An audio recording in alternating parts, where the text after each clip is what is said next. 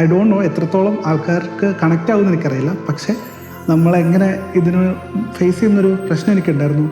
And most importantly ഞാൻ എൻ്റെ പാരൻസിൻ്റെ ഒറ്റ മോനാണ്. അപ്പോൾ പിന്നെ പറയുകയും കൂടി വേണ്ട, അത്രയും ഭയങ്കര സ്ട്രഗിളായിരുന്നു.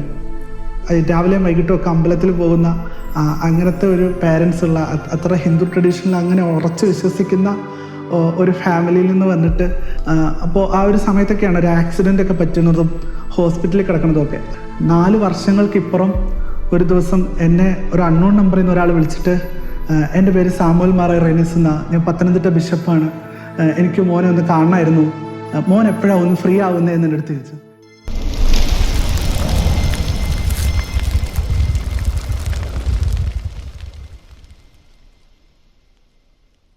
Praise God.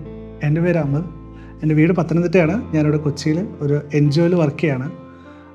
ആൻഡ് ഞാൻ പറയാൻ പോകുന്ന എൻ്റെ ഒരു ലൈഫിലെ ഗോഡ് എക്സ്പീരിയൻസ്, അല്ലെങ്കിൽ എൻ്റെ ജീവിതത്തിൽ ഞാൻ എൻ്റെ ഈശോനെ കണ്ടുമുട്ടിയ ഒരു സമയം എന്ന് പറയുന്നത്, ഐ ഡോണ്ട് നോ എത്രത്തോളം ആൾക്കാർക്ക് കണക്റ്റ് ആവുമെന്ന് എനിക്കറിയില്ല. പക്ഷേ എൻ്റെ ലൈഫിൽ ഞാൻ ഈശോയെ ഒരു 20ാമത്തെ വയസ്സിലേക്കൊക്കെയാണ് കണ്ടുമുട്ടുന്നത്.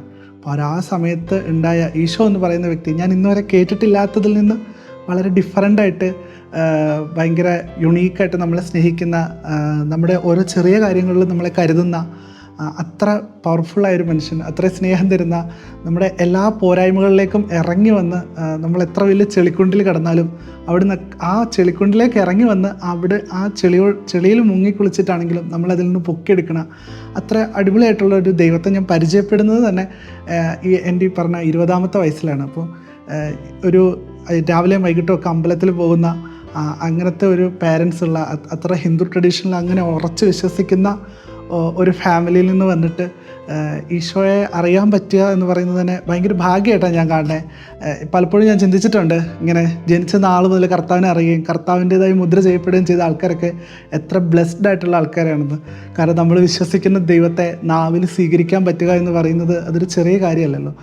ഞാൻ എപ്പോഴും ചിന്തിക്കുന്ന ഒരു സാധനം ഇതാണ്, അതായത് ബൈബിളിലൊക്കെ പറയുന്ന സൈന്യങ്ങളുടെ കർത്താവ്, ചെങ്കടലിനെ 2ആയിട്ട് പിളർന്നവൻ, ഒരു ദേശത്തെ മൊത്തം ഉപ്പിട്ട് നശിപ്പിച്ച് കളയാൻ അത്ര പവർഫുള്ളായിട്ടുള്ള മനുഷ്യൻ, ഒരു വാക്കുകൊണ്ട് പോലും ഒരാളെ സൗഖ്യപ്പെടുത്താൻ പറ്റുന്ന ഒരു മനുഷ്യൻ, അയാളുടെ ഒച്ച കേട്ടാൽ തന്നെ ആൾക്കാർ സൗഖ്യം പ്രാപിക്കുന്നു.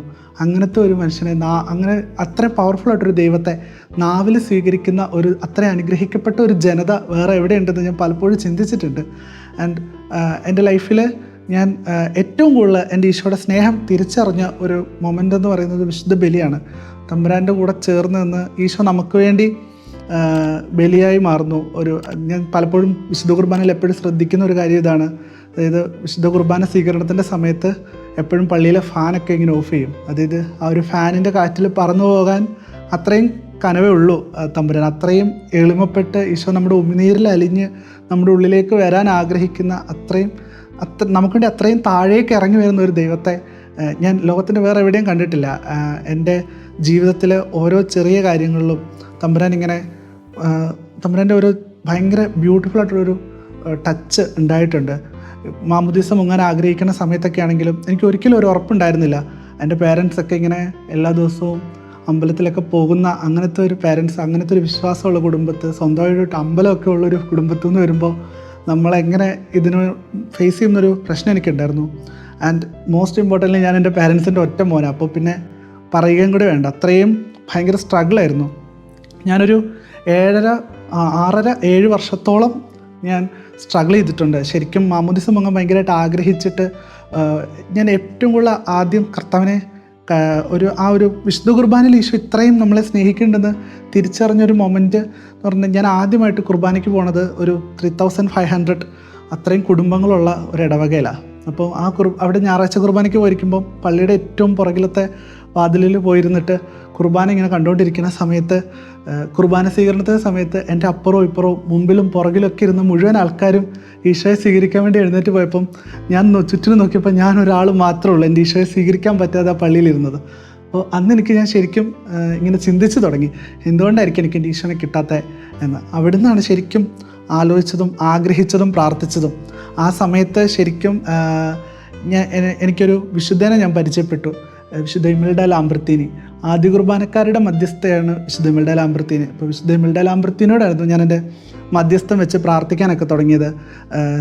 ശരിക്കും വിശുദ്ധ ആഗ്രഹിച്ച് പ്രാർത്ഥിച്ച് 6 വർഷങ്ങൾക്ക് ശേഷമാണ് വിശുദ്ധയ്ക്ക് ഈശോയെ സ്വീകരിക്കാൻ പറ്റണേ. അപ്പോൾ ഞാൻ വിശുദ്ധയോട് എപ്പോഴും ഇങ്ങനെ പ്രാർത്ഥിക്കും. അപ്പോൾ വിശുദ്ധയ്ക്ക് സക്രാരി തുറന്ന് ഇറങ്ങി വന്ന കർത്താവാണ്. വിശുദ്ധ പ്രാർത്ഥിച്ചുകൊണ്ടിരുന്നപ്പം പൂട്ടിക്കിടന്ന സക്രാരി തനിയെ തുറന്നിട്ട് വായുവിൽ ഇങ്ങനെ ഒരു തിരുവോസ്തി ഇങ്ങനെ വന്ന് വിശുദ്ധയുടെ നാവിന് നേരെ വന്ന് നിന്ന അത്രയും വിശുദ്ധ വിളിച്ച് അങ്ങനെ ഇറങ്ങി വരുന്ന ഒരു തമ്പുരാൻ. അപ്പോൾ ഞാൻ എപ്പോഴും ഇങ്ങനെ മിഡ് നൈറ്റൊക്കെ ചാപ്പലിലൊക്കെ പോയിരുന്നിട്ട് ഞാനിങ്ങനെ പറയും, ഈശോയെ വിശുദ്ധ ഇമ്മളുടെക്ക് സക്രാരി തുറന്നിറങ്ങി വന്നാലേ എൻ്റെ മുമ്പിലേക്കും എപ്പോഴെങ്കിലൊക്കെ നീ ഒന്ന് ഇറങ്ങി വായോ. ഈ 2 മണി സമയത്ത് ഞാനും നീ മാത്രമേ ഈ ചാപ്പലിലുള്ളൂ, വേറെ ആരും കാണാൻ പോകുന്നില്ല, ഇപ്പോഴെങ്കിലും ഒന്ന് ഇറങ്ങി വാ എന്ന് പറഞ്ഞ് കരഞ്ഞ സമയങ്ങളുണ്ട്. അപ്പോഴൊന്നും തമ്പുരാൻ ഇറങ്ങി വന്നിട്ടില്ല. ഞാൻ അപ്പോഴൊക്കെ ഇങ്ങനെ ചിന്തിക്കുമായിരുന്നു, എന്തുകൊണ്ടായിരിക്കും ഞാൻ ഇത്ര ആഗ്രഹിച്ചിട്ടും ഈശോ എൻ്റെ ഉള്ളിലേക്ക് എനിക്ക് വേണ്ടി ഇങ്ങോട്ട് വരാത്ത, എനിക്ക് എന്തുകൊണ്ടായിരിക്കും എൻ്റെ ഈശോയെ സ്വീകരിക്കാൻ പറ്റാത്ത. എല്ലാ മാസവും വീട്ടിലേക്ക് പോകുമ്പോൾ പാരൻസിൻ്റെ അടുത്ത് ചെന്നിട്ട് ഭയങ്കരമായിട്ട് വഴക്കുണ്ടാക്കും ഞാൻ. എനിക്ക് മാമുദീസ മുങ്ങണം, എനിക്ക് എൻ്റെ ഈശോയെ സ്വീകരിക്കണം. അപ്പോൾ അമ്മ എന്നോട് പറയും, നിനക്ക് ബാക്കിയുള്ള പിള്ളേരുടെ വിട്ട് പഠിക്കണം, നല്ലൊരു ജോലി വാങ്ങണം, അങ്ങനെയുള്ള ഉദ്ദേശമൊന്നുമില്ലേ, കുടുംബം നോക്കണം, ഇതിനെക്കുറിച്ചൊന്നും നിനക്ക് യാതൊരു കൺസേണും ഇല്ല, നിനക്കിപ്പോൾ ഇതാണോ ജീവിതത്തിലെ ഏറ്റവും വലിയ ഇമ്പോർട്ടൻ്റ് ആയിട്ടുള്ളൊരു കാര്യം എന്ന് ചോദിക്കുമ്പോൾ ആ ഒരു സമയത്ത് ശരിക്കും ഞാനും ചിന്തിച്ചിരുന്നു, ശരിയാ, പഠിക്കണം, ജോലി വാങ്ങണം, കുടുംബം നോക്കണം, ഇതൊക്കെ ഒരു മനുഷ്യനെ സംബന്ധിച്ച് വലിയ കാര്യമാണ്, അതിനപ്പുറത്തേക്കല്ല ഇതെന്നാണ് ഞാൻ ചിന്തിച്ചിരുന്നത്. അതുവരെ എനിക്ക് എൻ്റെ ഈശോയോടുള്ള സ്നേഹം ഉണ്ടായിരുന്നുള്ളൂ എന്ന് ഞാൻ തിരിച്ചറിഞ്ഞു.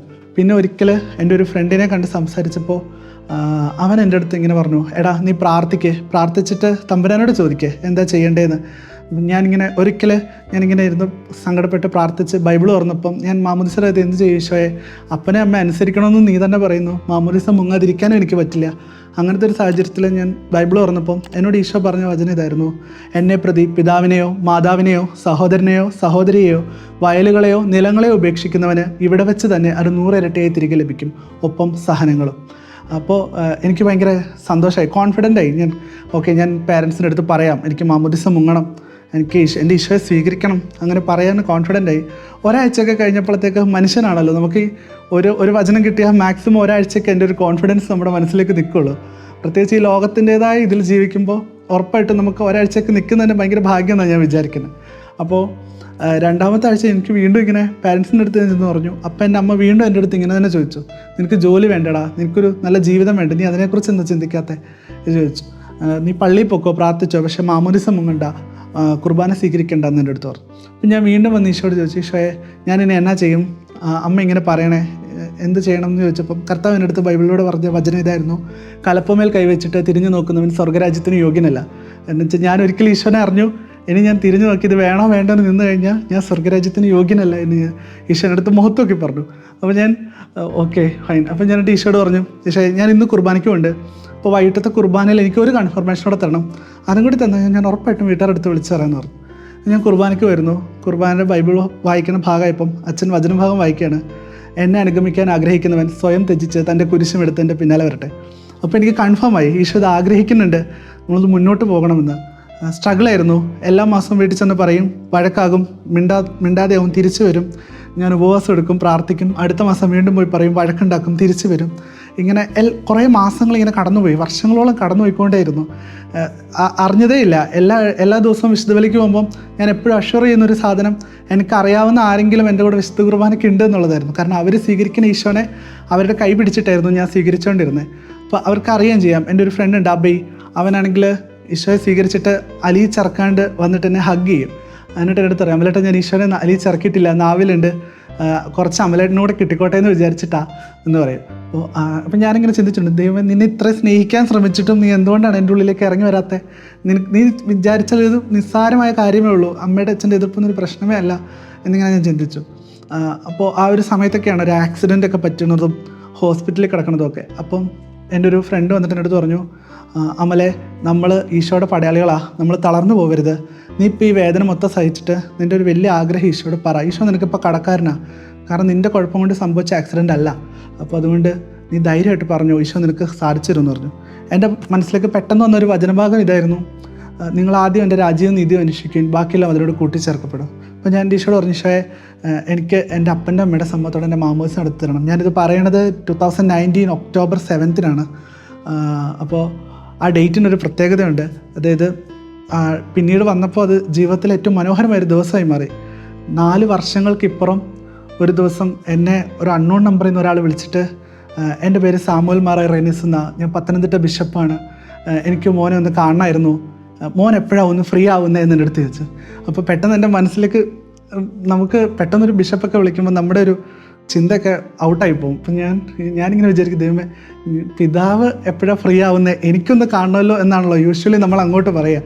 ഇതിപ്പോൾ പിതാവ് എൻ്റെ അടുത്ത് ഇങ്ങോട്ട് വയ്ക്കുക, ഞാൻ എന്നാ ഫ്രീ ആവുന്നത്, പിതാവിനൊന്ന് കാണാനാണ്. അങ്ങനെ ഞാൻ പോയി കണ്ടു, സംസാരിച്ചു. പിതാവിൻ്റെ അധികാരദണ്ഡ് ഉപയോഗിച്ച് എൻ്റെ തലയിൽ ബ്ലെസ് ചെയ്ത് പ്രാർത്ഥിച്ചു. എന്നിട്ട് പിതാവിനോട് ഇങ്ങനെ ചോദിച്ചു, എടാ എനിക്കൊരു ആഗ്രഹമുണ്ട്, ഞാൻ നിൻ്റെ മാമോദിസ നടത്തി തരട്ടെ എന്ന് ചോദിച്ചു. അപ്പോൾ എനിക്ക് ഭയങ്കര സ്വർഗം കിട്ടിയ സന്തോഷമായിരുന്നു. അന്ന് വരെ ഞാൻ വിചാരിച്ചിരുന്നത് എൻ്റെ ലൈഫിലൊക്കെ മാമോദിസ എങ്ങാനും ഇനി നടന്നാൽ തന്നെ ഏതെങ്കിലും അച്ഛന്മാർ നടത്തി തരും എന്നൊരു ചിന്തയായിരുന്നു എൻ്റെ മനസ്സിൽ. പക്ഷേ ഞാൻ സ്വപ്നം കണ്ടതിലും ആഗ്രഹിച്ചതിലും ഒരു പടി മുകളിലാണ് ഈശോ ആഗ്രഹിച്ചതും സ്വപ്നം കണ്ടതും ഈശോ പ്ലാൻ ചെയ്തതും നമ്മുടെ ലൈഫ്. അപ്പം ഞാൻ പിതാവിനോട് പറഞ്ഞു, പിതാവിൻ്റെ പാരൻസിനോടൊക്കെ ചോദിച്ചിട്ട് ഞാൻ പറയാം, പാരൻസിൻ്റെ സമ്മതം ഇല്ലാണ്ട് നടക്കില്ല. അപ്പം പിതാവ് പറഞ്ഞു, പാരൻസിൻ്റെ സമ്മതത്തിന് വേണ്ടി നീ പ്രാർത്ഥിക്കാൻ പറഞ്ഞു. പ്രാർത്ഥിച്ചു. 4 വർഷങ്ങൾക്കിപ്പുറം ഞാനിത് കാര്യം മറന്നുപോയി. പിന്നീട് ഇതൊക്കെ സംഭവിച്ചിട്ട് നടക്കില്ല. 2 വർഷം കഴിഞ്ഞപ്പോൾ എനിക്ക് മനസ്സിലായി പാരൻസ് ഒരു തരത്തിൽ എടുക്കുന്നില്ല, നടക്കില്ല. ഞാൻ പ്രാർത്ഥിച്ചുകൊണ്ടിരുന്നു, വേറെ ഒന്നും ചെയ്തില്ല. ഒരു ദിവസം ഞാൻ എൻ്റെ അമ്മയുടെ അടുത്ത് പറഞ്ഞു, ഇനിയും എന്തൊക്കെ സംഭവിച്ചാലും ഞാനൊരു ജോലിക്ക് വേണ്ടി ശ്രമിക്കണമെങ്കിലും ഞാൻ മാമോദിസ മുങ്ങാണ്ട് ഇനി ജോലിക്ക് വേണ്ടി പോലും ശ്രമിക്കില്ല എന്ന് പറഞ്ഞു. അപ്പോൾ പാരൻസിന് മനസ്സിലായി, എനിക്ക് തോന്നുന്നു അവർക്ക് അപ്പോഴായിരിക്കും അവർ ചിന്തിച്ചിട്ടുണ്ടാവും ഞാൻ ഇതിനെക്കുറിച്ച് അത്ര സീരിയസ് ആണെന്നുള്ളത്.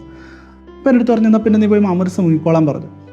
അങ്ങനെ ഞാൻ പിതാവിൻ്റെ അടുത്ത് പറഞ്ഞു, പാരൻസ് സമ്മതിച്ചു എന്ന് പറഞ്ഞിട്ട് പിതാവിന് ഫ്രീ ആയിട്ടുള്ളൊരു ഡേറ്റ് എന്നോട് ഇങ്ങോട്ട് പറഞ്ഞു, 2023 ഒക്ടോബർ 7 നമുക്ക് മാമോദിസ നടത്താമെന്ന്. 4 വർഷം മുന്നേ മെഡിക്കൽ കോളേജിൽ 2019 ഒക്ടോബർ 7 മെഡിക്കൽ കോളേജിൻ്റെ ബെഡിൽ കിടന്നപ്പോൾ ഞാൻ എൻ്റെ ഈശോയോട് പറഞ്ഞിരുന്നു, എൻ്റെ അപ്പൻ്റെ അമ്മയുടെ സംഭവത്തോടെ എനിക്ക് മാമോദിസ നടത്തണം. ഞാനത് മറന്നുപോയി ആ ഡേറ്റ്.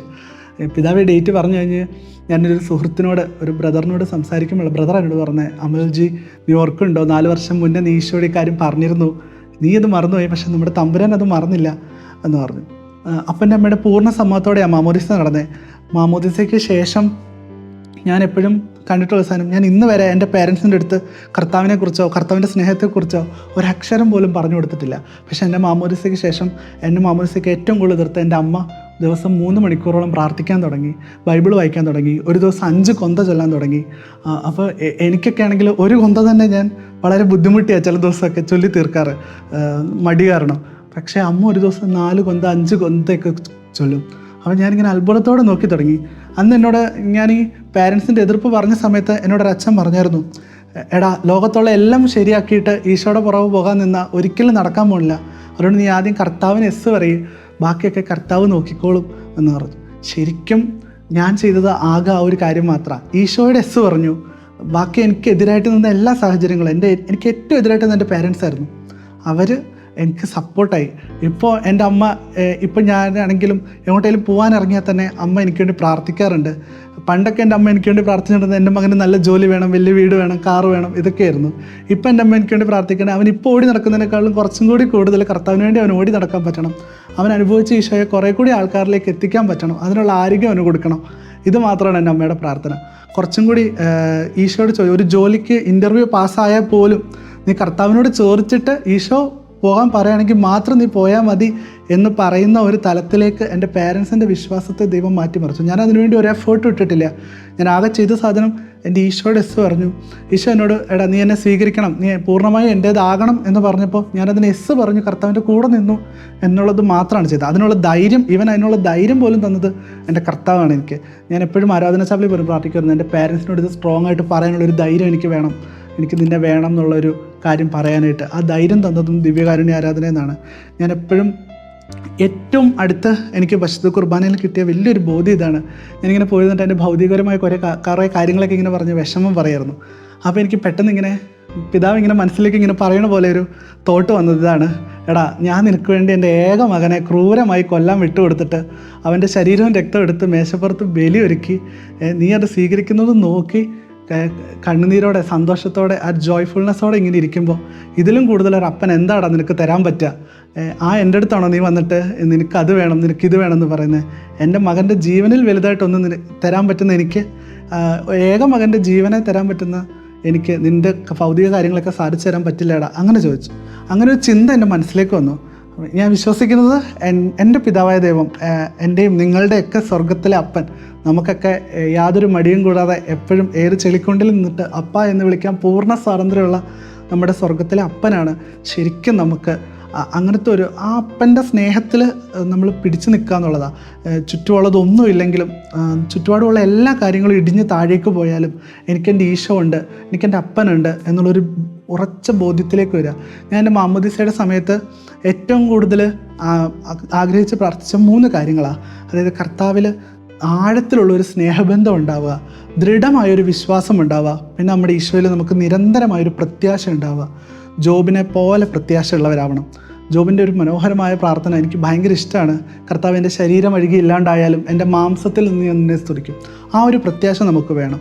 നമ്മുടെ ബേസിക് നീഡ്സ് നമ്മൾ ചോദിക്കാതെ തന്നെ നമുക്ക് 3 നേരം ഭക്ഷണം, നമുക്കിടാൻ നല്ല ഡ്രസ്സ്, ഇതൊക്കെ നമ്മുടെ basic needs as A human. നമ്മുടെ ബേസിക് നീഡ്സ് നമ്മൾ ചോദിക്കാതെ തന്നെ നമ്മുടെ ജീവിതത്തിലേക്ക് തരാൻ പറ്റുന്ന തമ്പുരാന് നമുക്ക് നാളെ ഒരു കാർ വേണമെന്നോ, അല്ലെങ്കിൽ നമുക്ക് നാളെ നല്ലൊരു ജോലി വേണമെന്നോ, നമുക്ക് നല്ലൊരു കുടുംബജീവിതം വേണമെന്നോ, ഇതൊക്കെ ഈശോയ്ക്ക് അറിയില്ലേ? ഉറപ്പായും അറിയും. തമ്പുരാൻ അത് കറക്റ്റ് സമയത്ത് ചെയ്തു തരും. Just wait and pray. Praise God.